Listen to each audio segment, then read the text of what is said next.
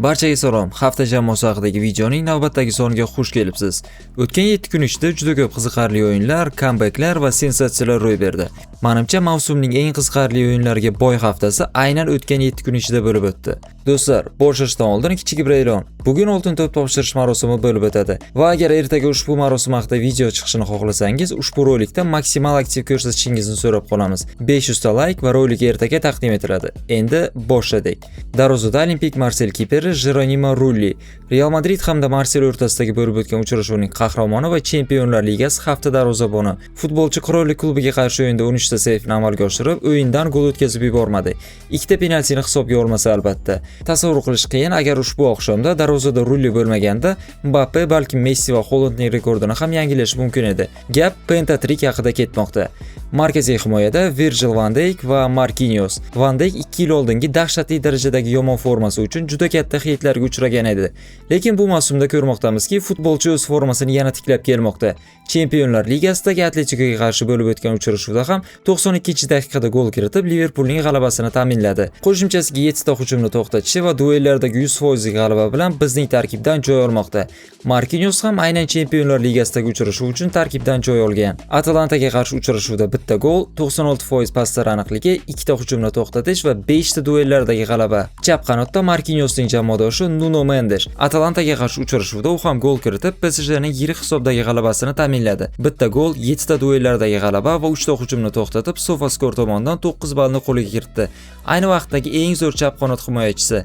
Oltin to'pda ham bemalol to'p o'ntalikdan joy olish kerak. O'yin qanot himoyada Marcos Llorente, Liverpoolga qarshi o'yindagi Atleticoning eng yaxshi futbolchisi. 2 ta gol, 3 ta hujumlarni to'xtatish, 96% paslar aniqligi bilan SofaScore tomonidan 8 ballni qo'liga kiritgan. Llorente Enfield'dagi uchrashuvlarda umuman boshqa daraja ko'rsatmoqda. So'nggi o'yinda ham o'yin qanotda o'ynab turib 2 ta gol kiritishga erishdi. Ushbu futbolchi 2020-yildagi o'yinda ham 2 ta gol kiritib Atleticoning g'alabasini ta'minlagan. Yarim himoyaga o'tamiz. Tayanchda 2024-yilgi oltin to'p sohibi Rodri jarohatdan qaytib ispaniyalik futbolchi o'z darajasini tiklayotganini ko'rish to'g'risi juda quvonarli. Bizning reytingda ham u Napoliga qarshi uchrashuv uchun joy olmoqda. 60 daqiqa harakat qilgan bo'lsa-da, 3 ta kalit pas, 92% paslar aniqligi va 100% havodagi hamda yerdagi duellardagi g'alaba. Arsenalga qarshi uchrashuvda ham Rodri anchagina yaxshi harakat qildi. Agar u bo'lmaganda mag'lubiyatga uchrashi ham mumkin edi. Chunki Rodri 90 daqiqa ichida Arsenalning naqd 11 ta hujumini to'xtatgan. Keyingi yarim himoyachi Pedri Gonzalez shunchaki Newcastle bilan o'yinning shaxsan men uchun eng yaxshi futbolchisi. De Jong bilan birgalikda birinchi taymda oldin ular o'yin tempini boshqarib, Barsaning gol o'tkazib yubormasligini ta'minlashdi. Ikkinchi taymda esa aynan Pedrining sa'y harakatlari uchun Barselona hisobni ushlab qolgan. 91% paslar aniqligi, bitta kalit pas va 9 ta duellarda g'alaba qozongan. Xetafega qarshi uchrashuvda ham 3 ta kalit pas va yana 91% paslar aniqligi. Hansi Flick qo'l ostida Pedrining prime versiyasini ko'rmoqdamiz. So'nggi yarim himoyachi Hakan Çalhanoğlu Chempionlar Ligasi birinchi turida Inter Ajax bilan to'qnash kelishdi va Hakan milanliklarning 2 ta golga ham assist qilib, uchrashuvning eng yaxshi futbolchisiga aylandi.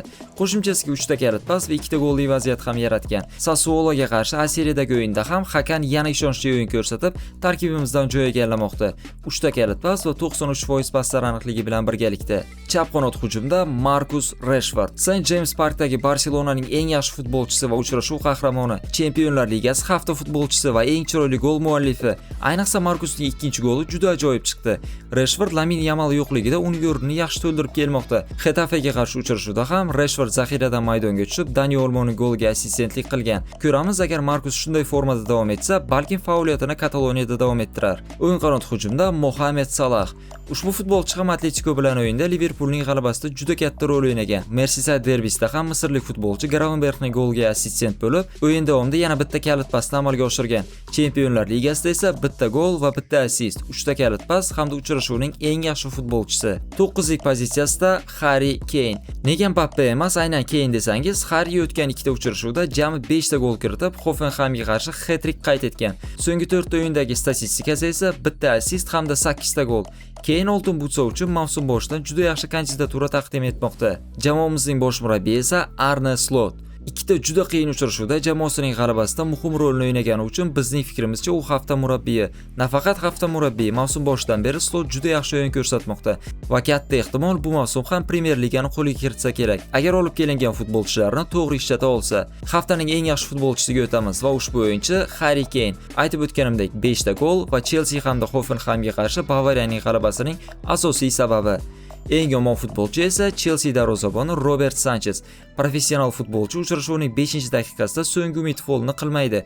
Ustiga ustak, agar u darvozabon bo'lsa, yaxshisi o'sha hujumda gol o'tkazib yuborib, keyinchalik hisobni tenglashtirsa bo'lar edi. Afsus, bu fikrlar Sanchezgacha yetib bormadi. SofaScore tomonidan 3 ball va bizning videoda hafta anti-qahramoni. Top 3da markaziy o'yinni Juventus 4-4 Borussia Dortmund bilan boshlaymiz. Ushbu uchrashuv tomoshabinlar uchun sof dramatik shou bo'ldi. Dortmund va Juventus jami 8 ta gol urib 4-4 hisobda durang qayd etishdi va gollarning barchasi ikkinchi taymda kiritilgan. Dortmund tezkor hujumlar bilan kuchli boshlaganiga qaramay, ularning himoyasi Juventusga qarshi juda bo'sh harakat qilishdi. Juventus esa bundan foydalanib 2-4 ni 4-4 ga aylantirdi.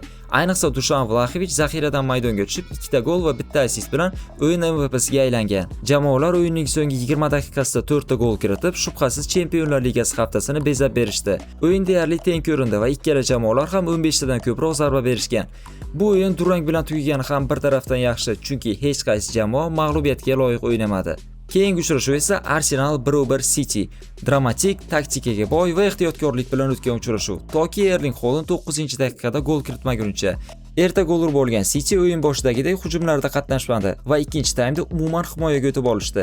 Va kutilganidek Arteta jamoasi yakunda ularni jazolab hisobni tenglashtirib ketishdi. Citydan to'g'risi gol urgandan keyin bunday o'yinni umuman kutmagan edim.